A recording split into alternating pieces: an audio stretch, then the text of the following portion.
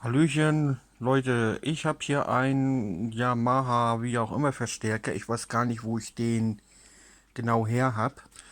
Dem muss ich aber jetzt mal beigehen. Den habe ich beim Keller aufräumen gefunden.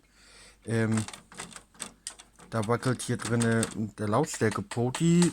Die Balance knarzt. Ja, einmal mal ein bisschen reinigen und mal ein bisschen pflegen. Funktioniert soweit, auch Digitaleingang funktioniert. Das werde ich jetzt mal machen. Vielleicht mache ich noch mal ein kurzes Video dazu. Nächsten Teil weiß ich nicht. Äh, Jedenfalls heißt das Ding hier so.